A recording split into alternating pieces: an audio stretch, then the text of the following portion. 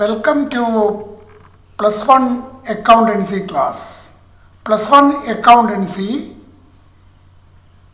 രണ്ട് രീതിയിൽ നമുക്ക് കാണാവുന്നതാണ്. ഒന്ന്, അക്കൗണ്ടൻസി വിത്ത് കമ്പ്യൂട്ടറൈസ്ഡ് അക്കൗണ്ടിങ്. 60 മാർക്കിനായിരിക്കും ഇതിൻ്റെ പരീക്ഷ ഉണ്ടായിരിക്കുക. അതേപോലെ തന്നെ accountancy with analysis of financial statements. ഇതിൻ്റെ പരീക്ഷ 80 മാർക്കിലായിരിക്കും ഉണ്ടായിരിക്കുക. ഈ രണ്ട് വിഷയങ്ങൾ പഠിക്കുന്നവർക്കും അക്കൗണ്ടൻസി പ്ലസ് വണ്ണിൽ കോമൺ ആണ്. ഒരേ വിഷയം തന്നെയാണ്, ഒരു മാറ്റവും ഇല്ല. അപ്പോൾ ശ്രദ്ധിക്കുക, പ്ലസ് വൺ അക്കൗണ്ടൻസി നമ്മൾ പഠിക്കാൻ പോവുകയാണ്. ഒന്നാമത്തെ അധ്യായം, chapter first, introduction to accounting. Accounting is the language of the business. വ്യാപാരത്തിൻ്റെ ഭാഷയാണ് അക്കൗണ്ടിങ്. വ്യാപാരം സംസാരിക്കുന്നത് അക്കൗണ്ടിങ്ങിലൂടെയാണ് എന്ന് പറയാവുന്നതാണ്. സാധാരണ ഭാഷയുടെ ഒരു പ്രധാനപ്പെട്ട ധർമ്മം എന്ന് പറയുന്നത് ആശയവിനിമയത്തെ സൗകര്യപ്പെടുത്തുക എന്നതാണ്. Accounting serve this function by communicating the results of the business operations to various parties who are interested in it. വ്യാപാരത്തെ സംബന്ധിക്കുന്ന കാര്യങ്ങൾ, ആ വിവരങ്ങൾ ആവശ്യമുള്ള ആളുകൾക്ക് അഥവാ അക്കൗണ്ടിങ് വിവരങ്ങൾ താല്പര്യപ്പെടുന്ന ചില ആളുകളുണ്ട്. അവർക്ക് അക്കൗണ്ടിങ് അത്തരം വിവരങ്ങൾ ആശയവിനിമയം നടത്തി കൊടുക്കുന്നു. ആ നിലക്കാണ് അക്കൗണ്ടിങ് വ്യാപാരത്തിൻ്റെ ഭാഷയാണ് എന്ന് പറയുന്നത്. പല ആളുകൾക്കും അക്കൗണ്ടിങ് വിവരങ്ങളിൽ താല്പര്യമുണ്ടായിരിക്കും. സ്ഥാപനത്തിൻ്റെ ഉടമകൾ, സ്ഥാപനത്തിൻ്റെ മാനേജ്മെൻറ്റ്, സ്ഥാപനത്തിലെ ജീവനക്കാർ, സ്ഥാപനത്തിന് പുറത്തുള്ള ആളുകൾക്കും, ബാങ്കർമാർ, ഗവൺമെൻറ്, ടാക്സ് അതോറിറ്റീസ്, ഇവർക്കൊക്കെ അക്കൗണ്ടിങ് വിവരങ്ങളിൽ താല്പര്യമുണ്ടായിരിക്കും. ഇവർക്കൊക്കെ അക്കൗണ്ടിങ് സ്ഥാപനത്തെ സംബന്ധിക്കുന്ന കാര്യങ്ങൾ ആശയവിനിമയം നടത്തി കൊടുക്കുന്നു എന്ന് പറയാവുന്നതാണ്.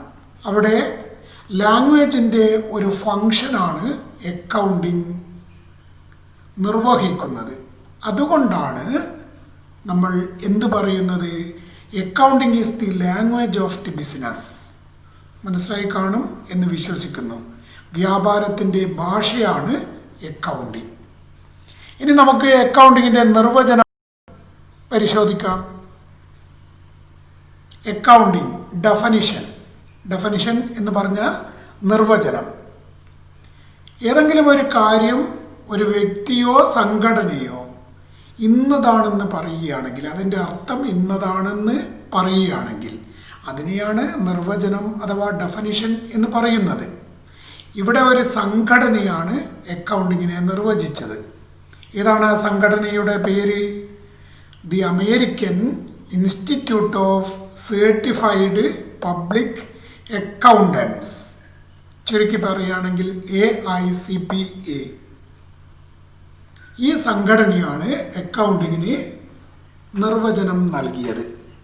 എങ്ങനെയാണ് നിർവചനം നൽകിയത്? കൊട്ടേഷനിൽ പറഞ്ഞതാണ് അക്കൗണ്ടിങ്ങിൻ്റെ നിർവചനം. നമുക്ക് ഒരു പ്രാവശ്യം വായിക്കാം. The American institute of certified public accountants defines accounting as accounting is the art of recording, classifying and summarizing in a significant manner and in terms of money, transactions and events which are in part, at least of a financial character and interpreting the results thereof. അവിടെ inverter comma stop ചെയ്യുന്നു. ഇത്രയുമാണ് അക്കൗണ്ടിങ്ങിൻ്റെ നിർവചനം. Accounting is the art of recording. Accounting വിവരങ്ങളിൽ ജ്ഞാനം ഉള്ള ഒരാളായിരിക്കും accounting പ്രവർത്തനം നിർവഹിക്കുന്നത്. ആ ജ്ഞാനത്തിൻ്റെ അപ്ലിക്കേഷൻ ഇവിടെ ഉണ്ടായിരിക്കും. അതുകൊണ്ടാണ് അക്കൗണ്ടിങ്ങിനെ ആർട്ട് എന്ന് വിശേഷിപ്പിക്കുന്നത്. എവിടെയെങ്കിലും ജ്ഞാനത്തിൻ്റെ അപ്ലിക്കേഷൻ ഉണ്ടെങ്കിൽ, പ്രയോഗമുണ്ടെങ്കിൽ അവിടെ ആർട്ട് ഉണ്ട് എന്ന് പറയാം. Accounting is the art of recording. Accounting ജ്ഞാനം പ്രയോഗിച്ചുകൊണ്ട് റെക്കോർഡ് ചെയ്യുക, തരംതിരിക്കുക, ക്ലാസിഫൈയിങ്, ആൻഡ് സമ്മറൈസിങ്, സംഗ്രഹിക്കുക, in a significant manner and in terms of money, transactions and events which are in part at least of a financial character and interpreting the results thereof. ഇടപാടുകൾ അല്ലെങ്കിൽ സംഭവങ്ങൾ, transactions and events. ആ ഇടപാടുകൾ അല്ലെങ്കിൽ സംഭവങ്ങൾക്ക് ഏറ്റവും ചുരുങ്ങിയത് ഒരു ധനപരമായ പ്രത്യേകത എങ്കിലും ഉണ്ടായിരിക്കണം. അവ പണപരമായി തിട്ടപ്പെടുത്തുവാൻ സാധിക്കുന്നത് ആയിരിക്കണം. അത്തരം ഇടപാടുകൾ അല്ലെങ്കിൽ സംഭവങ്ങൾ അക്കൗണ്ടിംഗ് ജ്ഞാനം പ്രയോഗിച്ചുകൊണ്ട് റെക്കോർഡ് ചെയ്യലും ക്ലാസിഫൈ ചെയ്യലും സമ്മറൈസ് ചെയ്യലും മാത്രമല്ല, ആ ഇടപാടുകൾ അല്ലെങ്കിൽ സംഭവത്തിൻ്റെ ഫലം എങ്ങനെയാണെന്ന് വ്യാഖ്യാനിക്കലും ചെയ്യൽ അക്കൗണ്ടിങ്ങിൽ ഉൾപ്പെടുന്ന കാര്യങ്ങളാണ്. അതാണ് നിർവചനം പറയുന്ന പ്രധാനപ്പെട്ട കാര്യം. അക്കൗണ്ടിങ് എന്ന് പറഞ്ഞാൽ എന്താണ്? Accounting is the art of recording, classifying and summarizing in a significant manner and in terms of money, transactions and events which are in part at least of a financial character and interpreting the results thereof. ഇതാണ് അക്കൗണ്ടിങ്ങിൻ്റെ നിർവചനം. ഇത് പൂർണ്ണമായിട്ടും പഠിക്കേണ്ടതാണ്, തെറ്റുവരാത്ത രീതിയിൽ.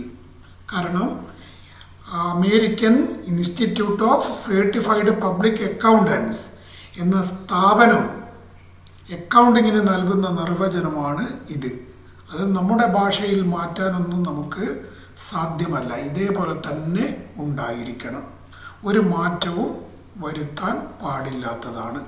അതുകൊണ്ട് തന്നെ ഇത് ഇതേമാതിരി പഠിക്കേണ്ടത് നിർബന്ധമാണ്, തെറ്റുകളൊന്നും ഇല്ലാതെ. നിർവചനം മനസ്സിലായി കാണും എന്ന് വിശ്വസിക്കുന്നു. നമുക്ക് അടുത്ത ഭാഗം പഠിക്കാം. Functions and features of accounting. അക്കൗണ്ടിങ്ങിൻ്റെ ധർമ്മങ്ങളും അതേപോലെ പ്രത്യേകതകളും. ഇതാണ് ഇനി പഠിക്കാൻ പോകുന്ന ഭാഗം. First, recording. റെക്കോർഡിംഗ് ആണ് അക്കൗണ്ടിങ്ങിൻ്റെ ഒരു പ്രധാനപ്പെട്ട ധർമ്മം, പ്രവർത്തനം അഥവാ ഒരു പ്രത്യേകത. Recording is the basic function of accounting. Recording എന്ന് പറഞ്ഞാൽ അക്കൗണ്ടിങ്ങിൻ്റെ ഒരു അടിസ്ഥാന ധർമ്മമാണ്. It is concerned with the recording of business transactions of financial character in an orderly manner. ഇടപാടുകൾ, ആ ഇടപാടുകൾക്ക് ധനപരമായ പ്രത്യേകത ഉണ്ടായിരിക്കണം. അതായത് ധനപരമായ പ്രത്യേകതകൾ ഉള്ള ഇടപാടുകൾ ക്രമപ്രകാരം റെക്കോർഡ് ചെയ്യുന്നത് അക്കൗണ്ടിങ്ങിൻ്റെ ഭാഗമാണ്. ക്രമപ്രകാരം എന്ന് പറഞ്ഞാൽ ജനുവരി 1 നടന്നത് ആദ്യം റെക്കോർഡ് ചെയ്യുന്നു, അതിനുശേഷം മാത്രമേ ജനുവരി 2 നടന്ന ഇടപാട് റെക്കോർഡ് ചെയ്യുന്നുള്ളൂ. ക്രമപ്രകാരം ആണ് ഇവിടെ ഇടപാടുകൾ റെക്കോർഡ് ചെയ്യുന്നത്. ഈ റെക്കോർഡിംഗ് അക്കൗണ്ടിങ്ങിൻ്റെ ഒരു പ്രത്യേകതയാണ്. ഇതാണ് ഒന്നാമത്തെ പ്രവർത്തനം. Next second classifying. ഇതാണ് മറ്റൊരു പ്രത്യേകത.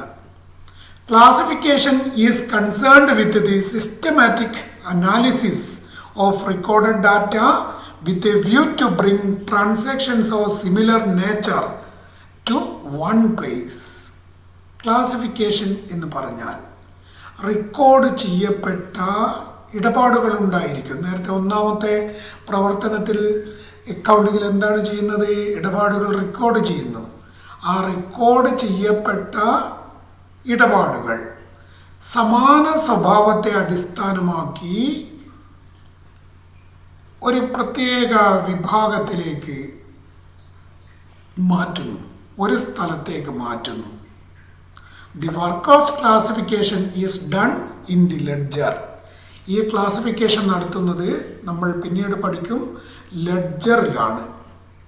അതായത് ലെഡ്ജറിലാണ് സാധാരണയായിട്ട് സമാന സ്വഭാവത്തെ അടിസ്ഥാനമാക്കി റെക്കോർഡഡ് ഡാറ്റ തരംതിരിക്കുന്നത് എന്ന് പറയാവുന്നതാണ്.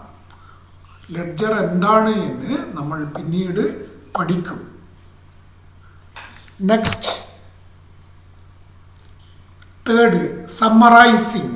ഇതൊക്കെ ഡെഫനിഷനിൽ പ്രത്യേകമായിട്ട് പറയുന്ന ഭാഗമാണ്. ഡെഫനിഷൻ പഠിച്ചു കഴിഞ്ഞതല്ലേ, നിങ്ങളൊന്ന് ഓർമ്മിച്ച് നോക്ക്. Accounting is the art of recording, classifying and summarising. ആ സമ്മറൈസിങ് ആണ് മൂന്നാമത്തെ function. It involves the preparation of trading and profit and loss account and balance sheet. സ്ഥാപനത്തിന് ആയിരക്കണക്കിന് ഇടപാടുകൾ ഒരു വർഷം നടന്നു കഴിയും.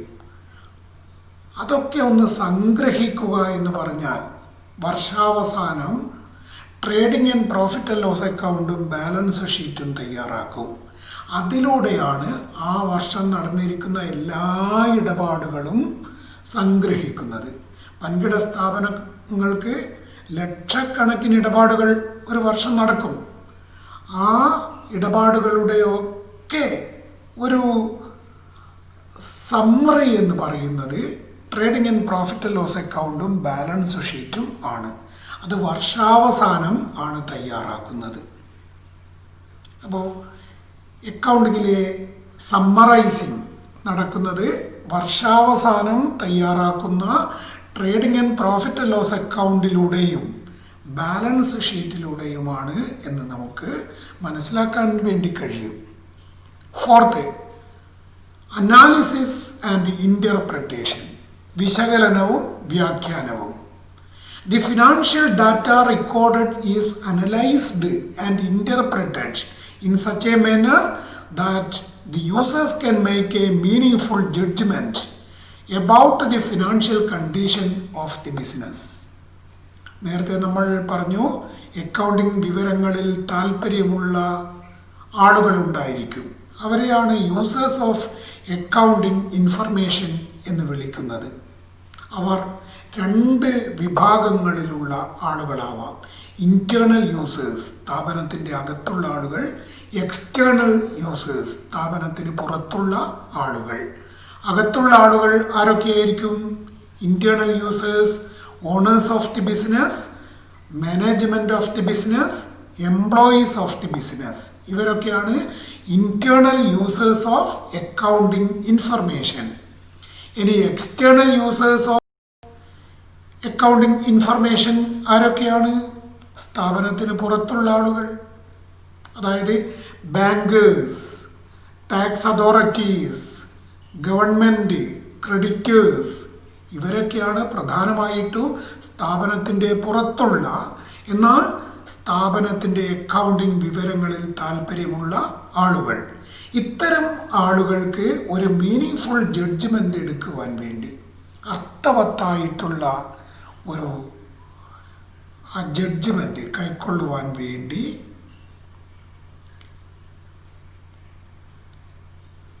ഡാറ്റ റെക്കോർഡഡ് വിശകലനം ചെയ്യേണ്ടതും വ്യാഖ്യാനിക്കേണ്ടതും നിർബന്ധമാണ്. അത് അക്കൗണ്ടിങ്ങിൻ്റെ ഒരു ധർമ്മമാണ് അഥവാ പ്രവർത്തനമാണ് എന്ന് പറയാവുന്നതാണ്. എങ്കിൽ മാത്രമാണ് അവർക്ക് സ്ഥാപനത്തിൻ്റെ ധനപരമായ സ്ഥിതി എങ്ങനെയാണ് മനസ്സിലാവുകയുള്ളൂ. ഫിനാൻഷ്യൽ കണ്ടീഷൻ ഫേവറബിൾ ആണോ അൺഫേവറബിൾ ആണോ എന്ന് ഒരു ജഡ്ജ്മെൻ്റ് കൈക്കൊള്ളുവാൻ അവർക്ക് സാധിക്കുന്നത് അനാലിസിസ് ആൻഡ് ഇൻ്റർപ്രിട്ടേഷനിലൂടെയാണ് എന്ന് മനസ്സിലാക്കാവുന്നതാണ്. ഇതാണ് നാലാമത്തെ പ്രത്യേകത. Next 5 communication. After being analyzed and interpreted, the accounting information has to be communicated to the interested users. വിശകലനം ചെയ്യുകയും വ്യാഖ്യാനിക്കുകയും ചെയ്തു കഴിഞ്ഞാൽ അവ ഇൻട്രസ്റ്റഡ് യൂസേഴ്സിന് ആശയവിനിമയം നടത്തിക്കൊടുക്കുക എന്നതാണ് അക്കൗണ്ടിങ്ങിലെ അടുത്ത പ്രവർത്തനം. ഈ ഇൻട്രസ്റ്റഡ് യൂസേഴ്സ് നേരത്തെ നമ്മൾ മനസ്സിലാക്കി, കഴിഞ്ഞ പ്രത്യേകതയിൽ നമ്മൾ മനസ്സിലാക്കിയിട്ടുണ്ട്. ഇൻറ്റേർണൽ യൂസേഴ്സും എക്സ്റ്റേണൽ യൂസേഴ്സും ഉണ്ടായിരിക്കും. Interested users are both internal users and external users. Internal users are owners, management and employees of the business organisation. External users includes bankers, creditors, tax authorities, government etcetera.